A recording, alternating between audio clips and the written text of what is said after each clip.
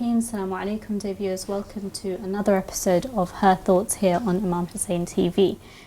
Today's topic is one that has very close connotations when it comes to women in Islam, and something that is a misconception, but something that's also very rife when it comes to media talking about Islam, and particularly women in Islam, and that is the idea of oppression of women in Islam.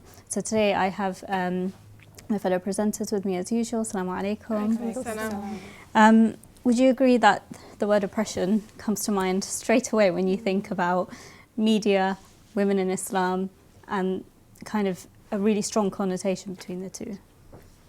Definitely, yeah, oppression and submission. Those are two things that seems to have been the narrative written by the media on Muslim women.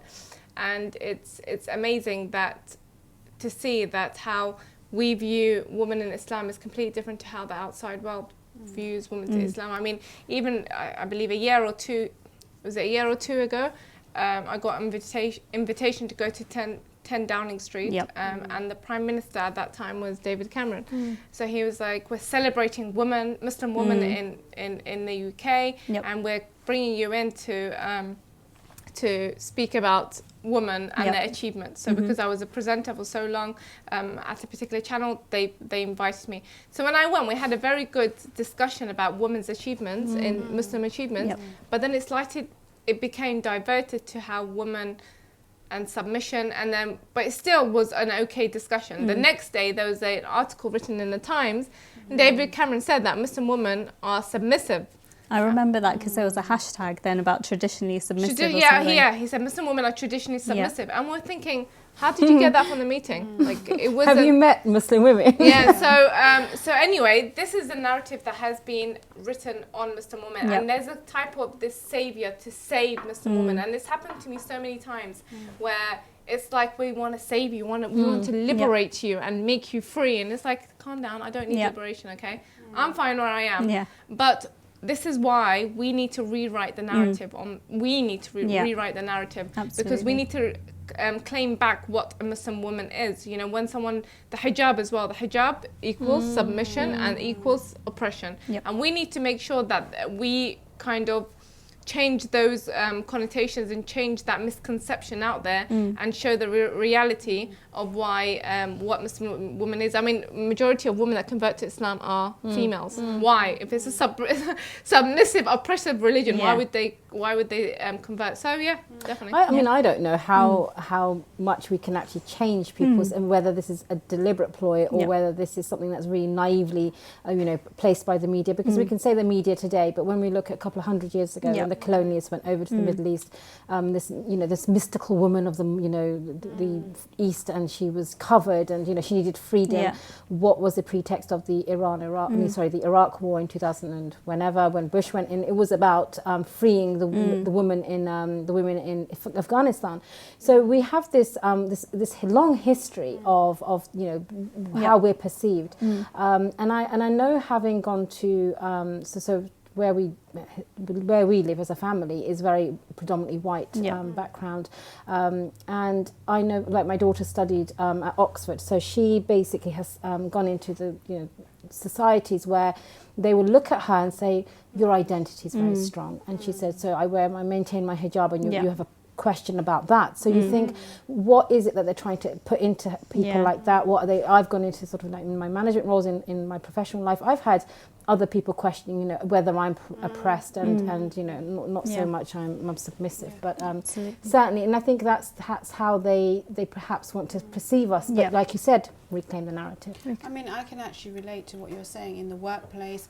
Even when I go to test, for example, if I test somebody's eyes, they'll look at you and they think that you're not educated enough because of your hijab. When you go outside or when you speak to people, they think that you won't understand what they're saying, or they think that you won't be able to stand up for yourself because of the way that you're dressed. And we also know that we are not the only ones who cover up. Islam is not the only one who says that women should be covered. In Christianity as well, nuns, how they were covered before, how modern day now, when we look at in TV, before that, how they were covered is very similar to how we dress. Yeah. So Islam is not the only religion who says to a woman, cover up, dress decently, dress modestly, you know, hide your assets, hide your, lower your gaze, look decent. Nowhere in Islam does it say, stop doing what you're doing, don't let your hijab prevent you from doing what you're doing. There's nowhere in Islam, nowhere in Hadith, nowhere in Quran. Sorry, I was going to say, go ahead. Going back to your point about the nuns, I had this event I spoke to a couple of years ago, and it was about the oppression of Christians in the Middle East. So I went and spoke as a Muslim woman, and there were nuns there, and really amazing ladies, and we got talking, and we were then going to the House of Lords, and I was the only hijabi there. But and I spoke to these nuns, and I said, so tell me, when you're on the train, how are you perceived? And they said, oh, people respect us, they'll get up for us. And I said, subhanallah, what are you wearing exactly as a chador? Yet we're seen as oppressed, and you're seen as, you know, respected, and it's amazing. And then yet we connect on the faith. They equally know that this is part of your spiritual closeness to Allah subhanahu wa ta'ala. It's not, you know, something that actually those people who are true to their faith, for example the nuns, they respect us. Because you know, when I was in sixth form, I went to Roman Catholic sixth form, and in the afternoon we would pray in their chapel. So all of my Zohar Asr was done in the chapel, and they were so welcoming and they were so inviting because there was no other people there. It was just us Muslims who would go and who would pray in the chapel. So they were so welcoming to us. But it's sad that media has portrayed us as the oppressed women or the oppressed faith. That reminds me, just talking about Christian, my kids go to a Catholic school, and when you walk in, there's the statue of Mary. And when my son was very young, I walked in and he was like, "Mummy, it's you." I said, "Oh, that's so cute." I said, "Hussein, that's not me." But it's just the similarities. And why I think is the problem is that the Muslim hijab has become a political statement, whereas the hijab or the covering in other religions have just remained as a religious garment, and that's where the problem has become. For some reason, the Muslim hijab has been perceived as a political statement, and it has become a political statement. Just to play devil's advocate, do you think, okay, hijab is one thing that kind of is very closely associated with oppression and submission and things like that when it comes to media reporting on it, but just to play devil's advocate, do you think that certain cultures of people who claim to follow Islam has contributed towards this idea of Muslim women being oppressed? For example, in some countries or in some cultures, men in Muslim communities have used Islam as an excuse to say, for example, they'll say, well, because men and women can't mix, girls can't go to school anymore. It has to just be the boys because 100%. Otherwise it's haram, for example. Again, culture, though, isn't it? Culture has Islam. oppressed women. Culture has oppressed women. I mean, say the Zainab went into the courtyard of Yazid in full hijab, and she spoke up. Her hijab didn't stop her. Doesn't limit you, does it? In any way, it's supposed to liberate you. Exactly. I've had these discussions about oppression and Islam and female oppression with so many people within the religion and outside the religion, and it always comes down to culture. So they'll say, you know, there's a lot of honor killings in Islam. I said, where in Islam there's honor killings? That's culture. There's a lot of things that they say women are prevented from education, women are prevented from inheritance, women are prevented. These are all cultural aspects. And the sad thing is that unfortunately, in some parts of the world, in some communities, these women, because they don't get the opportunity to be educated enough, they don't know their own rights. And I always, the one thing I always tell my husband, also have the men that are higher rates of going towards the wrong path of Islam, where they're going for, you know, the wars and things, and you know, it's perilous. It's lack of education, and I don't think that comes down to Islam, where the Holy Prophet said, "Go to China to attain knowledge." So how are we then turning around today and using all of? We can use lots of barriers to hide behind. I think though there is now, it is improving, where we are seeing Muslim hijabi women on the news. We are seeing Muslim hijabi lawyers. We are seeing Muslim hijabis in Parliament. You know, there is that improvement there. But perhaps I think outside. I don't know about within the community. I don't know if there's been that much. You know, sects or communities or cultures, whatever you want to call it, there is this, I don't want to call it backwards tendency, but there is this tendency to say that a woman should belong in the home, or a woman should belong covered up. A woman should not go out. still wear hijab, but still work and still earn and still preach and still raise a child as well. I don't know if I completely agree that there's been a lot of progress when it comes to women outside of the home and their professions and things like that. But when we come back home to our communities, I just don't. Perhaps we haven't advanced. Maybe I'm being negative, but no, we've got a lot of work left. Yeah. I mean, I was the last month I was having a discussion with the assistant. She said, you know, she showed me a magazine with a hijabi on the front cover. She's like, look, Muslim women are now on the front page of magazines. You know, we're progressing. I said, how is that progression? That's not progression. Yeah. And that's Depends the thing. where you see what success is, isn't it? Yeah, but we've been sidetracked. We want to go to the core, because with the advent of Islam, when Prophet Muhammad brought Islam, it then began to spread. With the advent they were oppressed then, the women, weren't they? They were buried at birth. So with the advent of Islam, it began to spread. So went to Africa and went to different parts. Within each part, they then injected their own cultural practices into the religion. What the Prophet had done when he spread the religion is that he removed certain cultural practices which were oppressing women. Yeah. But what happened afterwards is, with the spread of Islam, people then began to inject their cultural practices back into the religion. Yeah. And we still have that today. We could talk about this, you know, the media aspect of women being, you know, advancing in certain aspects, but we want to get to the core, because when you go back to many of these countries, women are not liberated at all. Even over here, there's some... Even here, even here, our own communities, there's certain aspects. I'm talking about like the core, when it comes to education, when it comes to representation, when it comes to religion, when it comes to leadership. These aspects, I remember I spoke at a conference, and they were saying, Zahra, please get us female speakers. Can you speak at the conference? And they said, we need females to talk about hijab.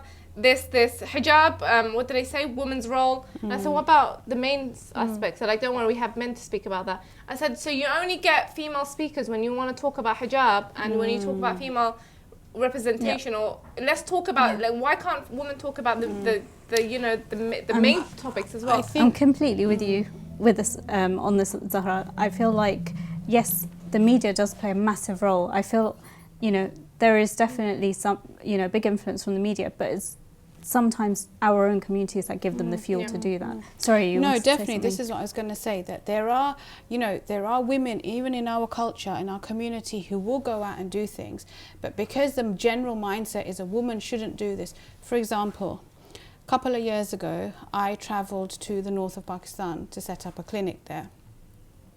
So I left my children with my mum in Pakistan at home, and I travelled to the north of Pakistan. So I travelled there alone, and I met a group of men, and we set up the clinic. But throughout the journey, they were very baffled that this is a woman who is leaving her children, leaving her home, taking all the medical equipment alone to do this, to set up clinic, and then travel back. So they were baffled at the fact that, how can she do this? And still today, people will ask me, but where were your children? So for me, it's like, my children were safe. My children knew exactly what I was doing. My children were looked after. I went there because I knew what I had to do for a greater purpose, and that clinic is still running now. But there are individuals who do things. It's just sad that they're not allowed to, or maybe they feel that they can't come up as much as they want to because they feel drawn and they feel pulled back. Well, that's the thing. Our communities think that if you're doing something, then you're neglecting the household. Yes. And the thing is, you know, I lecture, I go to events, I film, but I am a housewife. I'll say this now. There's no one that looks after my kids. There's absolutely no one that I can think of that has looked after my kids for a long period of time. When I'm here filming, they're with their own father, and they have a right to be with their father, and their father should, every father should be bonding with their child. But that's the thing, when we talk about work-household balance, we talk about it through a female perspective. That also applies for the men. Absolutely. I mean, the men should also have a role to play within the household. If they're away for majority of the year and they've neglected their kids, that isn't a healthy work and household balance. I always, within my work, I always prioritize my kids. I have never kind of would say that there's an aspect where I felt like I've neglected them. And that's the problem. Our communities think that if you have a role outside the house, you are neglecting the roles within the house. Also, and that's Zahra, you're setting an example for them. You want them to be equally as active when they're older. Exactly. And just like how you are, for example, you know, in the media, and you go into your lectures and your speeches, for me, it's more the clinical role. Yeah. So I will travel to Iraq to do clinics. I will travel to Syria to do clinics. I will travel to Pakistan to do clinics. And you will always have this, but where are your children? But are they okay? I will never neglect my children, just like you said. Your child will ultimately always come first, no matter what. You will only do what you do as a secondary because you know that your children are looked after, you know that your children are fine. And also, at the end of the day, it teaches your child that there are other people in this world that if you do good, that good multiplies. So by when you do your talks, how many thousands of people are listening and they are learning from what you are saying. When I do my clinics, that then has a multiple ripple effect. So the clinic in Pakistan, which is still there and it's still seeing patients every single day, and it's given back to the people of Pakistan. So not only are they getting employment, but they are being tested. They're getting the glasses, they're getting the eye service that they need. So it's so important to teach the women of our generation today. I think what you guys are exemplifying perfectly is the fact that you are balancing your home responsibilities and you're also helping society on a whole. And you're able to do that by compromising, you know, in terms of that, it's your sacrifice. You're also away from your children. Mothers, obviously, that's our natural habitat to be with our kids. But again, the support of your families is important. But again, it comes down to why are people so concerned with what they're doing with their children? You know, they are perfectly educated, you know, and they clearly are not oppressed. So it shows that there are definitely fruits in our community. Yes, it's not perfect, but I don't think any community or society is perfect. You know, we talk about equal rights here for women. We've only been having voting rights after, you know, so many, you know, issues here in the last half century. So I think we can only fix our own selves and our own community. But I would say that no society is perfect and everyone has issues. I think also what it comes down to is viewing a woman through in a sexualized way, shall I say? And that is the problem. There's this. I think a woman is viewed like that outside as well, and also sometimes within the community where no one can see women. We don't want people to see women. And the thing is, hijab came so that it allows you to go out 100%. and do what you can do while being protected, and that was the whole point. When we look at, you know, stories from the time of the Prophet, women would see the Prophet face to face directly, asking questions in the mosque, and now it's like you go to that very same mosque and it's like women are treated how many narrations do we have? They've come to Imam Ali and they've asked him questions. They've come to the Prophet and asked him questions, and now it's you come to a sheikh and ask them a question, is like, you know, I don't want to see you. But, you know, that's the whole point. You're not coming, you know, covering yourself. So there should be no limit. And but I mean, even when you travel to Najaf and you have the opportunity to meet Sayyid Sistani, you are covered and you can still meet Sayyid Sistani and you can still talk to him. No way does he say, you're a woman, you can't speak to me, you know? So I think it's this cultural mindset that says, you know, keep women in the background, let men go forward. But how are we going to then teach our children? Because the boys of today's generation need to learn that a woman is not for behind the scenes. Which brings me on to, you know, my kind of the next point of discussion, which is how important is it that both men, because I know in a previous episode we said, you know, we need, if you have daughters, you need to teach them their rights. How important is it to teach the men in our community and the boys in our community women's rights as well? Because I feel like there's you never ever think, oh, I need to, you know, we need to discuss men's rights today, because it's never really been an issue. I'll tell you, it's the little, you start with the little things. So this is just an example from my, you know, what I do at home with my children is both my son and my daughter will have to do things in the house. So whether it's just simple things like picking up the dishes and putting them into the kitchen, one will take the dishes, one will sort out the dining table, or one will clean the sitting room, or one will do this. My son knows that he has to do stuff, and my daughter knows that she has to do stuff. It's not just my daughter that helps. So it's just, I personally feel it's those little things, and then they kind of learn and they see in the household that, you know, mummy's tired, mummy needs help as well. And I think it's those baby steps which will then teach them for their later on life, and then they will then, you know, reciprocate, and they will then help out in their when they get married, or, and you know, allow their wives, and that's a hope, they will allow their wives to still do what they want to do as well. And I'm at that stage where I have a son who's married, and it makes me so proud of him that, you know, his wife was working, he works from home, and he cooks dinner, and it's not putting pressure on him, because I've raised him exactly how you have said, that, you know, there was no gender difference. There was no gender difference between me and my brothers, and so my brothers were equally the same, cooking and in helping the home. And I think it's so important that it's the mother that embeds those values in your children, because you know, we do have so much going on in our lives, you know, whether it's our careers and children, that the men need to be participating, and that generation of the mindset of different parts of the world, of the woman does it. We're not in society. And you know, this is just drawing back, you know, all those years ago when Imam Ali would always help out Bibi Fatima in the house. So it's nothing new. It's not something that's new to Islam. It's always been in Islam. It's just culture along the way has changed it. So if we just learn from the example of Imam Ali and say that Fatima, it was always in their household. He would always help her with the household chores. I saw it just reminded me, I saw a tweet the other day from a woman who was very, very annoyed because I think one of her friends or a family member or someone must have said, "Oh, your husband's so good for watching the kids while you're out." And she said, "But he's the father. Why is that a big deal? He's the other parent. There are two parents in this relationship." But I always find it really interesting. You know, you in the beginning you were saying about oppression, and I always find it. You know, when I speak to people that are from, you know, from this country, and I say, "Well, what do you feel?" You know, they can see the person I am. I'm not oppressed. So, and alhamdulillah, I think how you behave and how you are, it speaks a lot of volumes of me, rather than saying, "Oh no, I'm not oppressed." And then, so I think dawah is very important, but indirectly and subtly, because I think that removes a lot of misconceptions. And I think that. Equally, when people have this whole media image of, you know, what is oppression, I mean, it's not just hijab, is it? It's the fact that there's a study, I think it was the Home Secretary recently published a paper where they said, why are Muslim women at home not working? And I was thinking, because maybe that's how the family have decided that the woman can raise the children and the husband earns enough. I mean, mashallah, our community is very educated. There's not everybody needs to be out there working, and it's not part of your culture to necessarily do that. And again, I mentioned culture, but again, not everybody needs to be out working, and you know, and again, what is the government saying here? Oh, poor women, they're at home stuck. But there's people within other communities that don't work either and stay at home with their children. Exactly. It's always the focus on Muslim women, and it's And not that there's anything wrong, you know, if you want to stay at home, I'd love to stay at home. Yeah, this is it. I mean, we all took career breaks when our children were born. We all stepped back, raised our children, looked after them, you know, at a certain time. Then you all go back. Everyone does that, and every mother wants to be with their, you know, newborn child, to feed that child and nurture that child and look after that child.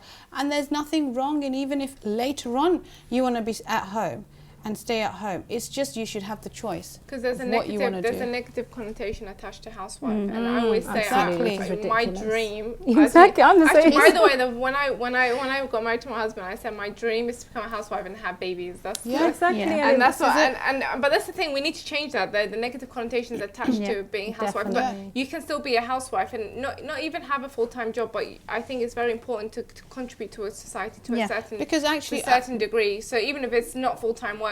But another thing is, you all mentioned about within the household that the parents or the mother should teach the boys. But going back to your question, I think also society as a whole should change, because growing up we never saw female representation of women that looked like us within the media. And that's something that I always wanted to change growing up, because I grew up never seeing women like me in the media, and I was thinking, that's probably why that mentality is still there. So I think we need to change that. And I think in the day of social media, our voices, before you had to go to mainstream media, and then the likelihood of going into mainstream media is a steep hill. And I've tried going down to mainstream media. They want you to be a certain way, dress a certain way. There's one in Scotland. She's a newsreader. She's come on hijab, proper hijab. But they would never put people. They wouldn't put people like us. I done a placement in IPTV. The hijab is different.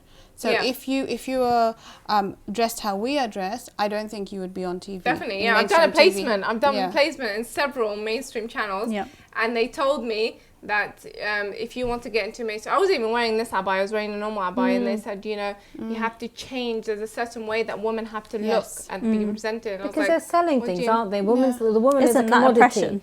Yeah, exactly. It's like, you know, you have to look a certain way. ironic. You have to be attractive so Yeah. that people will want to look at you. And you when should- the people that look like us, they'll get you in certain programs. There's a program, I can't remember what it's called, Muslims Like Us. I remember that. Yeah, so they got me. The producers were emailing me to get me on there, and I still got the emails. It was a Wow. production company which was producing, and they said, you know, you come on, it's very good. We need, and I said, okay, what is it about? And they said, you live in a house with Muslims, and I said, why would I want to do that? Yeah. I think I remember this program. Yeah, Yes, and then yeah. and I was like, why would I want to do that? And they said, yeah, you can have discussions and arguments with people. And I was like, I don't want. Why do I have to be used in that way? Yeah, yeah. Where it's entertainment. If I go in there and then afterwards there was someone that was extreme, they would have definitely clashed with Linked, me. yeah, Yeah. And I was thinking, we either used to be portrayed as extreme individuals or Yep. for Yes. entertainment or in a certain way. If we dress a bit more modernized, Yeah. then we'll probably fit in. But that's the thing, is like I'll be who I am. It's so ironic because we're constantly labelled as oppressed because we wear the hijab or we dress a certain way, and at the same time, you can't have this job because you're not dressed like this. You have to dress like this. It's just a different type of oppression. They just want you to dress a different way. You know? Yeah, exactly. Yeah, just give people a freedom to dress what they Yeah. want. And since when did dressing less become a sign of freedom? The more less you dress, you're kind of freeing yourself.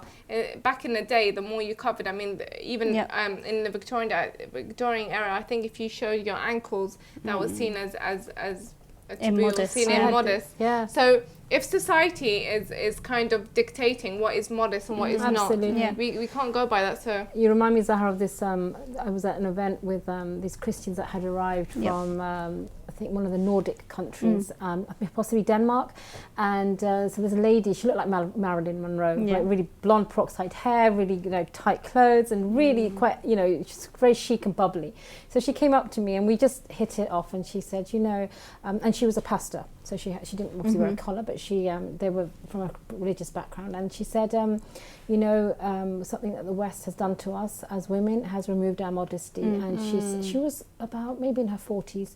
And she said, and it's only been happening the last 60 years. And she said, I know you get a lot of attacks on you as Muslim women with your hijab, but never remove it. And subhanAllah, and she was modest. In her interpretation, she was modest. And I think we all have our own, in other words, we'd all be, you know, the people who wear less because we're walking out naked.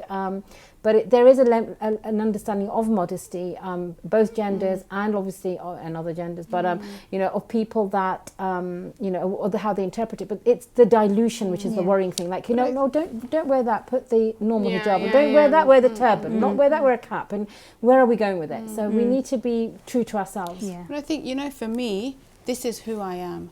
I would never walk down the streets without my hijab because it is my identity. It is who I am. And I live on a street with Asians, there are some Muslims, and there are some Christians as well. And they know me for who I am. They will never see me without my hijab. They know that I am educated. They know that I go abroad to do clinics. They know that I do work within this country. So they respect me for who I am. And they are more than helpful, you know, they're more than willing to support me whenever I've needed help. They've helped me, because I think for us as a Muslim woman, especially in this day and age, living in this country, it is how we carry ourselves. If we carry ourselves and feel like, I don't feel confident in my hijab, the person looking at you is going to sense that. They can sense it. If you go outside, feel proud of your hijab. This is my hijab. This is me. This is my identity, and I'm never going to take it off. But yet I can still teach, or yet I can still do what I have to do. The next person will respect you. Absolutely. But you know, in this country we are blessed. They're very good We are like blessed, on a normal one-to-one basis. Yes. But the media, again, it's very biased Yes. and Yeah. has Media an is agenda. everywhere. Absolutely. We've got probably less than 2 minutes left now, but any closing remarks from any of you guys? Like I said, like Zahra said and others, I think we're very blessed to live in a country which is it's actually been very accommodating to the hijab. But I think the narrative worldwide, maybe because of the political climate that is happening, there's certain reasons why the hijab has been viewed in a certain way. And I think it's up to us to reclaim back the narrative and speak up. And just like through the women of the Ahlul Bayt alayhi salam, and especially when we talk about hijab and how Sayyidah Zainab spoke up when her hijab was removed, when her hijab was attacked. Yep. And just like the women of the Ahlul Bayt, we must also speak up. We must also reclaim back the narrative on hijab and make sure that it is portrayed as an empowering and liberating garment that we feel, which which we feel. Absolutely. And going on from what Zahra said, and in light of how the hijab is to be viewed, hijab doesn't limit us in anything. Absolutely. It doesn't limit our brains. No. We don't put a block on it. You know, we can go out and achieve what we want within the constraints of obviously haram, halal. But absolutely, we are liberated women, and I don't see myself as oppressed at all. So I think that we should be proud of our identity. And use the role models that we have to give us the strength that we need living in this day and age. Yep. Thank you, ladies, so much. As always, this episode's absolutely flown by. I wish we could continue our discussion because it was quite a juicy one, I'd like to think. But inshallah, join us for another episode of Her Thoughts here on Imam Hussein TV. For now, though, we'll see you next time. Assalamu alaikum wa rahmatullahi wa barakatuh.